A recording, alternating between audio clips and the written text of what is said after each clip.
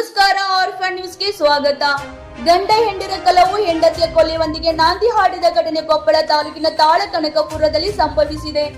ತಾಳಕನಕಪುರದ ನಿವಾಸಿಯಾದ ಬಾಬು ಸಂಗಪ್ಪ ಪರಿಯವರ ಹಾಗೂ ಪತ್ನಿ ಸಂಗೀತಾಳ 26 ವರ್ಷ ನಡುವೆ ಪ್ರತಿದಿನ ಕಲಹ ಉಂಟಾಗುತ್ತಿದ್ದು, ಗಂಡನಿಂದ ಹೆಂಡತಿಯ ಮೇಲಿನ ಸಂಶಯವೇ ಪ್ರಮುಖ ಕಾರಣವೆಂದು ತಿಳಿದು ಬಂದಿದ್ದು, ಇದರ ಕಲಹ ಹೆಂಡತಿ ಹತ್ಯೆಯೊಂದಿಗೆ ಮುಕ್ತಾಯಗೊಂಡಿರುತ್ತದೆ.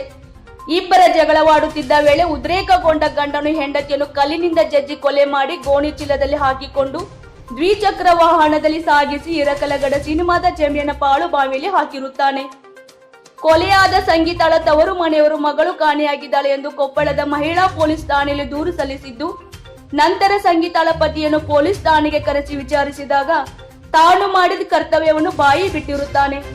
ನಂತರ ಪ್ರಕರಣವು ಕೊಪ್ಪಳ ಗ್ರಾಮೀಣ ಪೊಲೀಸ್ ಠಾಣೆಯಲ್ಲಿ ಠಾಣಾಧಿಕಾರಿ ಅಶೋಕ್ ಬೇವೂರ್ ನೇತೃತ್ವದ ತಂಡ ಆರೋಪಿಯನ್ನು ಕರೆದುಕೊಂಡು ಹೋಗಿ ಸ್ಥಳ ಪರಿಶೀಲನೆ ಮಾಡಿ ಮೃತದೇಹವನ್ನು ಬಾವಿಯಿಂದ ಆಚೆ ತೆಗೆದು ಪ್ರಕರಣವನ್ನು ದಾಖಲಿಸಿಕೊಂಡು ತನಿಖೆ ಮುಂದುವರಿಸುತ್ತಾರೆ. ವರದಿಗಾರರು ಆರ್ಫನ್ ನ್ಯೂಸ್, ಬುರೋ ಗಿರೀಶ್ ಹಿರೇಮಠ್, ಕೊಪ್ಪಳ.